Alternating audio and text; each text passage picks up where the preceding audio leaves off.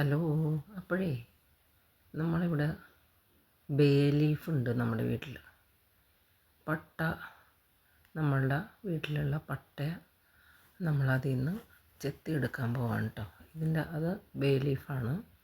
ഇത് ഉണക്കി നമ്മൾ വരുന്നതാണ് നമ്മൾ ബിരിയാണിയിലേക്ക് ഇടാനായിട്ട് ഉപയോഗിക്കുന്ന ബേ ലീഫ്. അപ്പോൾ ഇത് ഞങ്ങളുടെ വീട്ടിൽ കുറേ ഉണ്ട്. അപ്പോൾ അതിൻ്റെ തൊലി നമ്മൾ ചെത്തിയെടുത്തിട്ട് ഉണക്കാൻ പോവാണ് കേട്ടോ. അത് പട്ടയായിട്ട് ഉപയോഗിക്കുന്നത്. അപ്പോൾ ഇതാദ്യം നമ്മൾ ഇത് ചെത്തിയെടുക്കണം. അതിൽ നിന്ന് ആ മരത്തിൽ നിന്ന് അതിൻ്റെ തൊലി അടർത്തിയെടുക്കണേ. അപ്പോൾ നമ്മളത് ഒരു കത്തി വെച്ചിട്ട് അത് അടർത്തിയെടുക്കണം. ആദ്യം അതിലുള്ള നല്ല ഇലകളെല്ലാം നമ്മൾ പറിച്ചെടുത്തിട്ടുണ്ട്. ഇനി നമ്മൾ അതിൻ്റെ തൊലിയാണ് എടുക്കുന്നത്. എന്ത് വാസനയാണെന്നറിയാം. അത് കടിച്ച് നോക്കിയിട്ട് നല്ല ടേസ്റ്റാണ്. അതിൻ്റെ ആ ഒരു പച്ചയായിട്ട് തന്നെ ഉണങ്ങിയതാണല്ലോ നമ്മൾ കടയിൽ നിന്ന് വാങ്ങുന്നത്. അപ്പോൾ അതിൻ്റെ തൊലി ഇങ്ങനെ ചെത്തിയെടുക്കണം. അപ്പോൾ ഞാൻ അതിൻ്റെ തൊലി ഇങ്ങനെ കണ്ട അതിൻ്റെ തൊലിയാണത്. അത് ചെത്തിയെടുത്തിട്ട് ഉണക്കണം. അത് നമുക്കൊന്ന് വാട്ടിയിട്ടാണ് ഉണക്കേണ്ടത് കേട്ടോ. അത് ചെത്തിയെടുത്ത് ഇനി ആ മരത്തിൽ നമ്മൾ കുറച്ച് പച്ച മണ്ണ് എടുത്തിട്ട് ഇങ്ങനെ തേക്കണം. അല്ലെങ്കിൽ ആ മരം ഉണങ്ങിപ്പോവും. അപ്പോൾ അതിങ്ങനെ തേച്ച് വെച്ചാൽ പിന്നെ മരം ഉണങ്ങില്ല. അതിൽ നിന്ന് പറിച്ച ലീഫാണിത്. ഈ ലീഫ് ഞാൻ നമ്മൾ ആവി കയറ്റിയിട്ടാണ്. നേരിട്ട് ഉണക്കുകയല്ല, കരിയില പോലെ പൊടിഞ്ഞു പോകും.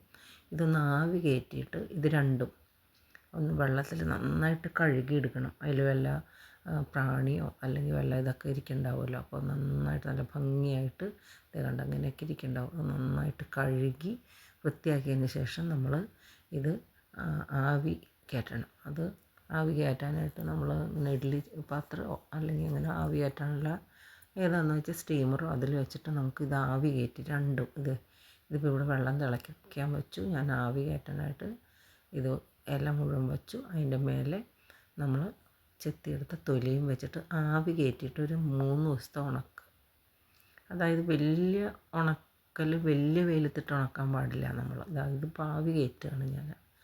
ആവി കയറ്റിയതിന് ശേഷം നമ്മൾ ഇത് കൊണ്ടുപോയിട്ട് നല്ല ഒരുവിധം വെയിൽ മതി കേട്ടോ. ഭയങ്കര ചൂടത്ത് കൊണ്ടുപോയി ഉണക്കാൻ പാടില്ല. ഒരു 3 ദിവസം പതിയെ അത് ഉണക്കിയെടുക്കണം. ഒറ്റ വെയിലത്ത് ഉണക്കാൻ പാടില്ല. നമ്മൾ കുറേശ്ശെയായിട്ട് നമ്മൾ വെയിൽ കുറഞ്ഞ സ്ഥലത്ത് വെച്ചിട്ട് വേണം ഇത് ഉണക്കിയെടുക്കാൻ. അപ്പോൾ അത് ഉണക്കിയെടുത്ത് എൻ്റെ മക്കൾ ഇപ്പോൾ 2 പേരും പുറത്താണല്ലോ. ആ 2 മക്കൾക്ക് ഞാൻ ഈ ബേ ലീഫ് ഭയങ്കര വിലയാണ്. ഒരു ചെറിയ പീസാണ്. ഇത്ര വലിയ ലീഫൊന്നും ഞാൻ ഇതുവരെ കണ്ടിട്ടില്ല ഉണങ്ങിയത്. അപ്പോൾ നമ്മുടെ വീട്ടിലുള്ളപ്പോൾ നമുക്കത് ചെയ്യാമല്ലോ. അങ്ങനെ ഞാനത് ബേ ലീഫ് ഉണ്ടാക്കിയതും പട്ടയും ഉണ്ടാക്കിയതാണ്. അത് കുട്ടികൾക്ക് കൊണ്ടുപോകാൻ വേണ്ടിയിട്ട് ഇതിങ്ങനെ വെയിലത്ത് വയ്ക്കുക, നമ്മൾ ഉണക്കിയെടുക്കുക. ഇത് ആവി കയറ്റിയതാണ് ഞാൻ. അത് ഒരുപാട് ഇലയുണ്ട്. ഇത് വാസനയാണെന്നറിയാം. നമ്മൾ വാങ്ങണ ലീഫിനൊന്നും ഒരു മണവും ഇല്ല.